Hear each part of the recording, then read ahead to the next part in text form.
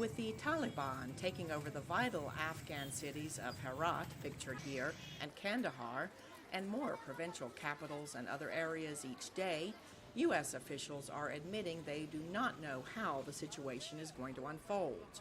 One expert told VOA that the United States sending in troops to evacuate the embassy is not the outcome anyone would have wanted.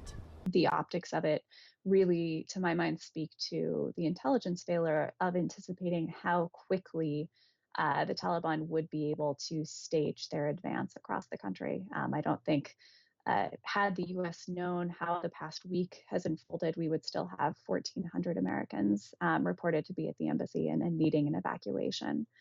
As the Taliban advance, the sudden U.S. diplomatic drawdown from Kabul sends an unmistakable signal.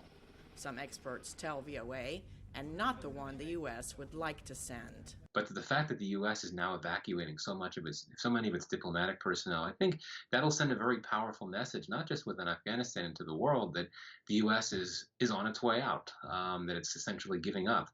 Certainly, U.S. rivals will take this as a sign of weakness. Other experts say the U.S. has always been cautious about protecting its diplomats in harm's way.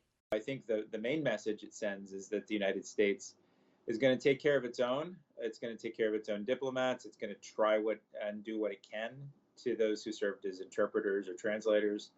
But that, in essence, the U.S. is pulling up stakes. And President Biden was pretty clear about that when pressed on this earlier this week as well, that it seems rather unlikely that he'll revisit his decision on the troop withdrawal.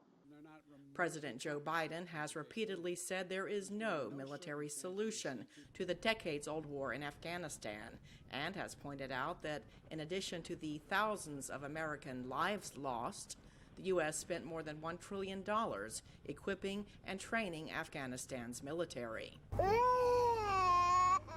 As displaced Afghan women and children sought shelter at a camp in Kandahar before the city fell to the Taliban, another expert told VOA that in the short term, a Taliban takeover of Afghanistan would deal a blow to the U.S. image as a champion of human rights abroad. Certainly if the Taliban are successful in capturing the country and imposing the style of regime that we're used to seeing from them, that will, I think, damage the U.S.'s standing as a global protector and advancer of human rights and women's rights. Some experts fear that the Taliban now have their sights on Kabul, and that the Afghan capital could fall more quickly than in the 30 to 60 day time frame originally feared. Cindy Sain, VOA News.